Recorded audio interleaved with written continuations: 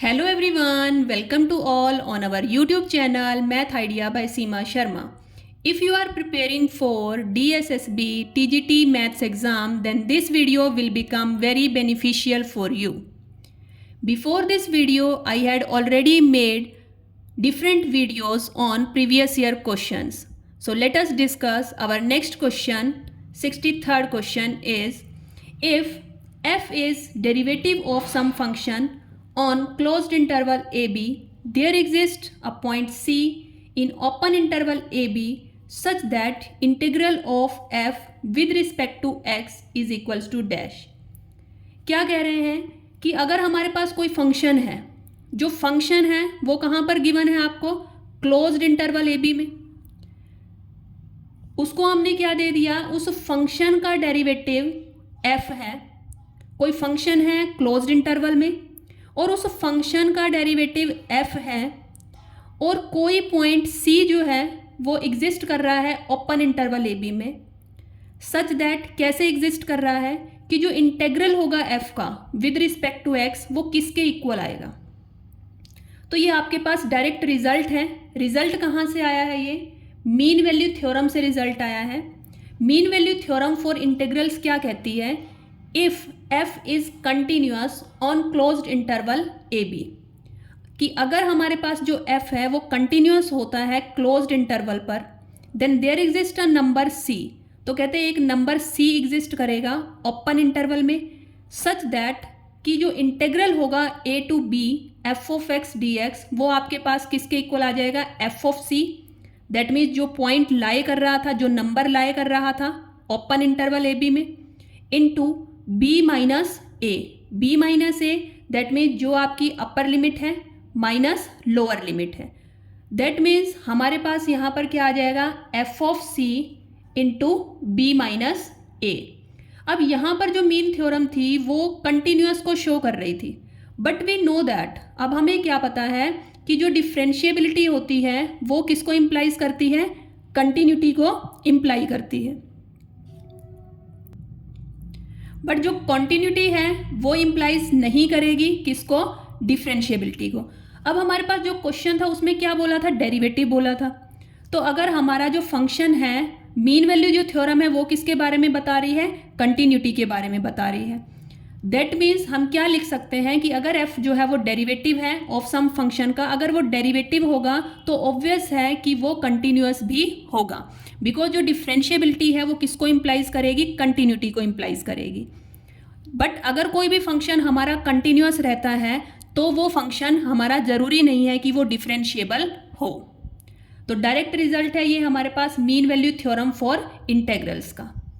Now move on next question. Next question is 64th question.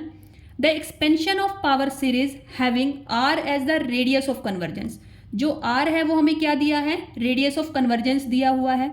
And x comma a b any two points in R, x और a जो है वो दो points हैं, converges if, ये दोनों point converges, मतलब कन्वर्जेस के लिए क्या कंडीशन होनी चाहिए, अगर हमारे पास x एंड a कोई भी दो पॉइंट्स गिवन है किसमें, r में, तो ये कन्वर्ज कब करेंगे, जब हमारे पास इनका जो डिफरेंस है वो क्या हो जाएगा, लेस देन r होगा. एंड डाइवर्जेंस की क्या कंडीशन होती है, divergence if x minus a mode is greater than r, ये हमारे पास डाइवर्जेंस की कंडीशन होती है. कन्वर्जेस अगर हमारे पास mod of x minus A less than r होगा. अब अगर हम पावर सीरीज देखते हैं, जो पावर सीरीज है वो हमारी किस टाइप से फॉर्म होगी, पावर सीरीज जो है वो बनेगी summation n is equals to 1 to infinity a raise to power n into x minus a raise to power n. ये जो नोटेशन होती है ये हमारे पास पावर सीरीज की नोटेशन होगी. इसी टाइप से अगर हम रेडियस ऑफ कन्वर्जेंस निकालना चाहते हैं, रेडियस ऑफ कन्वर्जेंस निकालने का फॉर्मूला होता है 1/r limit n approaches to infinity. जो लिमिट है वो n किसको अप्रोच करेगा, इन्फिनिटी को, an प्लस 1 अपॉन में an अंडर मॉडुलस. तो ये हमारे पास क्या आता है, रेडियस ऑफ कन्वर्जेंस फॉर्म होता है. Now next question is, let x d be a metric space and let b be a subset of x. ये हमारे पास मैट्रिक्स स्पेस गिवन है, बी हमारे पास कोई भी एक सबसेट लिया है हमने एक्स का, then if b is closed then b is also complete. क्या आएगा यहाँ पर, अगर बी जो सबसेट हमने लिया है मैट्रिक्स स्पेस का अगर वो क्लोज्ड होता है तो ये हमारे पास क्या होगा, कंप्लीट भी होगा।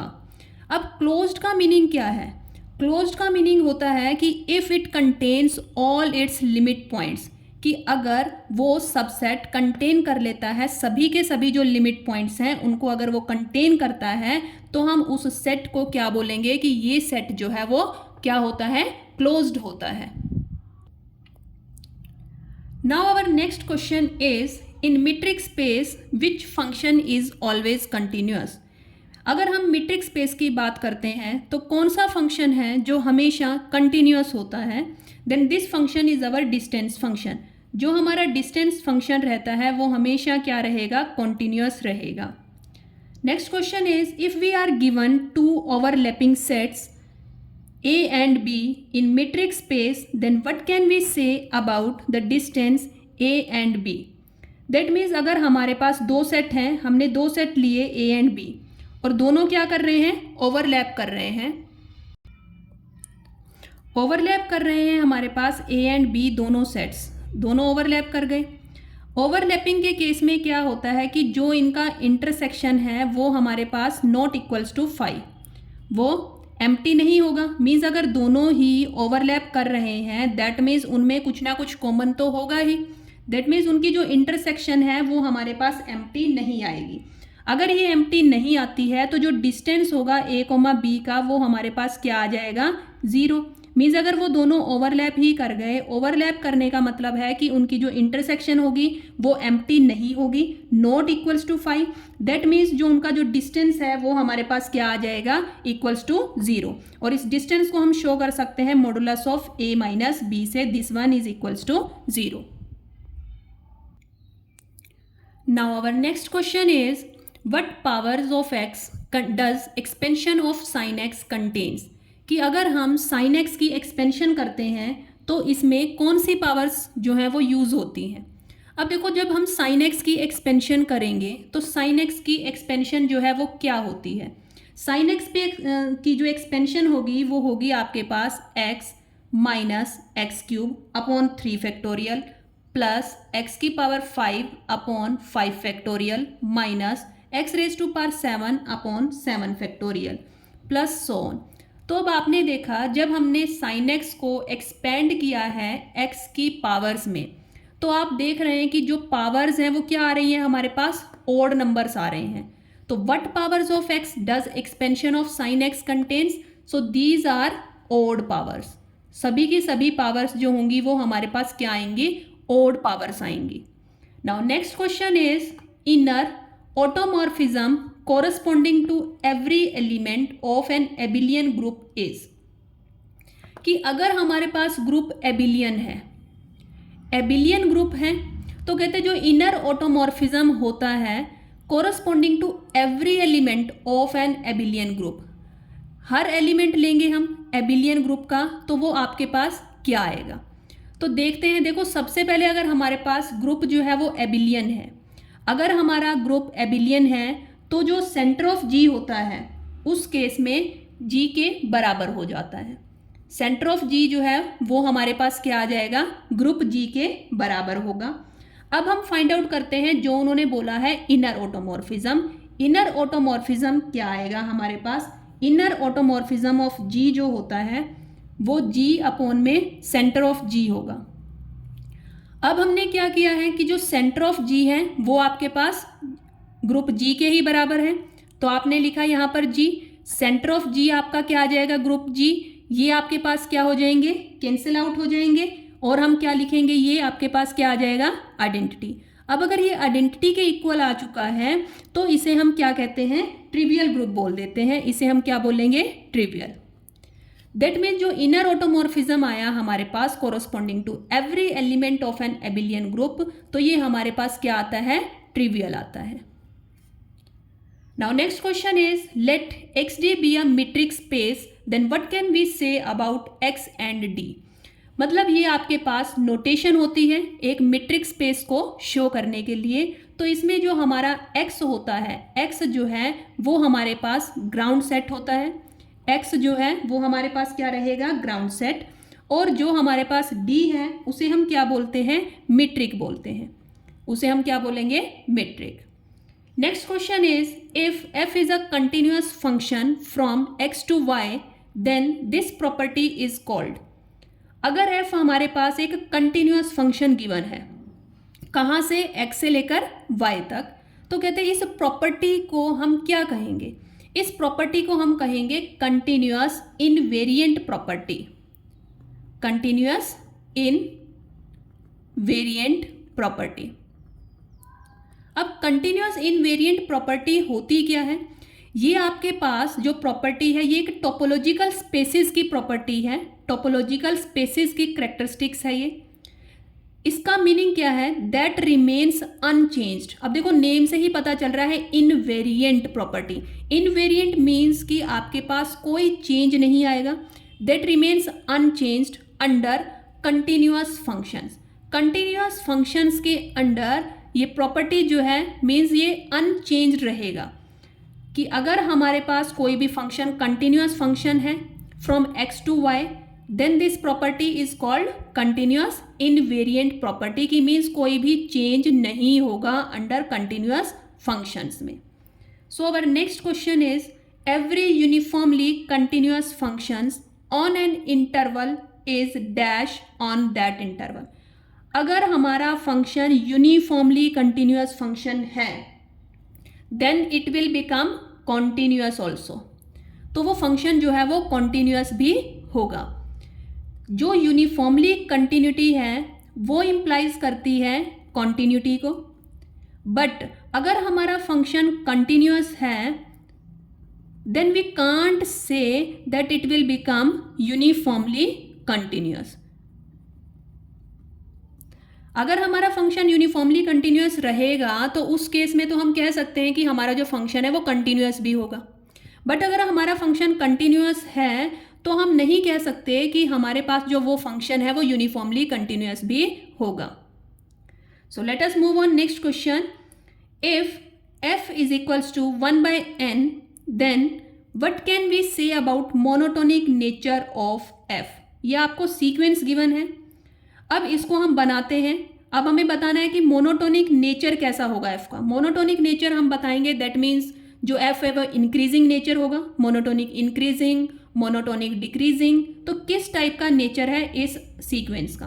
तो अगर हम n की डिफरेंट वैल्यूज सब्सटीट्यूट करते हैं तो हमारे पास जो f है वो क्या बनेगा, f आपके पास बन जाएगा, देखो अगर हम 1 सब्सटीट्यूट करते हैं तो 1 बनेगा, 1/2 सब्सटीट्यूट करेंगे n की जगह पर तो 1/2 आ जाएगा, 3 सब्सटीट्यूट करेंगे तो 1/3 आ जाएगा, 4 सब्सटीट्यूट करेंगे 1/4 आ जाएगा, सो ऑन।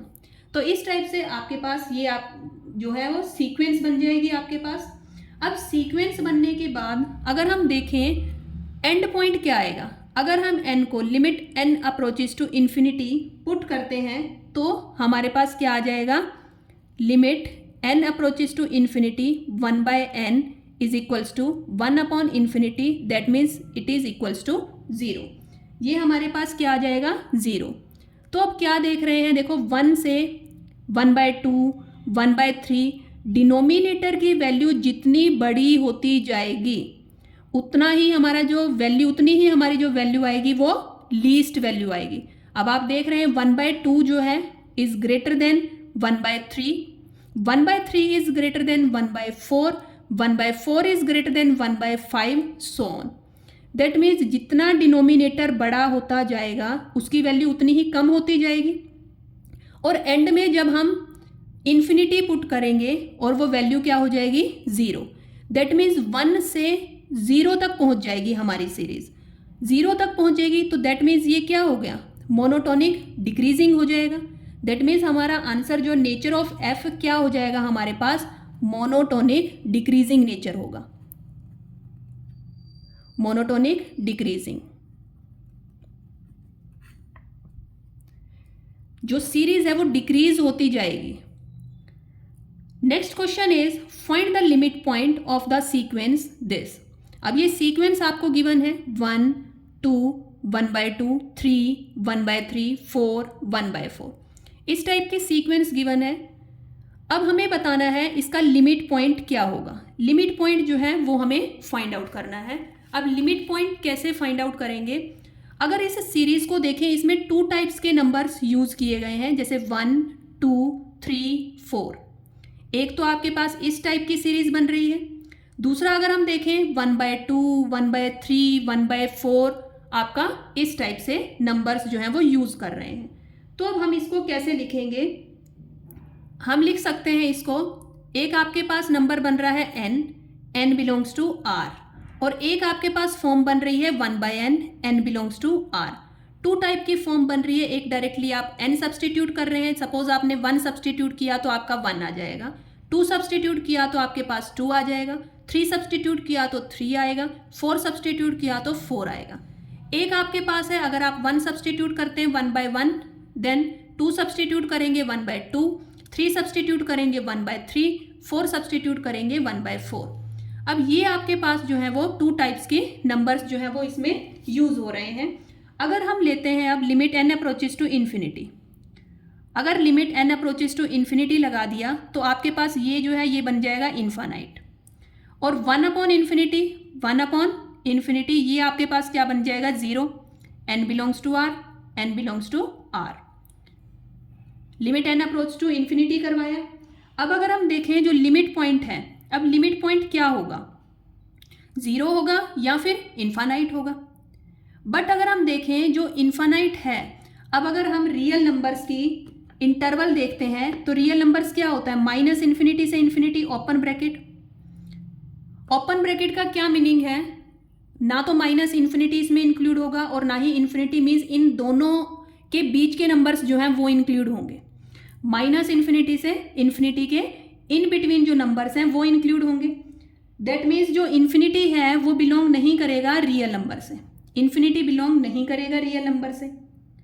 अगर इन्फिनिटी रियल नंबर से बिलोंग नहीं करता है तो हम इसका लिमिट पॉइंट क्या बताएंगे, तो हमारा जो लिमिट पॉइंट आएगा वो हमारे पास क्या आ जाएगा 0 only. Limit point equals to 0। तो हमें लिमिट पॉइंट ही फाइंड आउट करना था। Find the limit point of the sequence this, तो हमारा जो लिमिट पॉइंट है वो हमारे पास क्या आ जाएगा 0 फॉर्म हो जाएगा। So friends, if you like this video, then please share this video with your friends also, and please like, share and subscribe this channel. Thank you friends.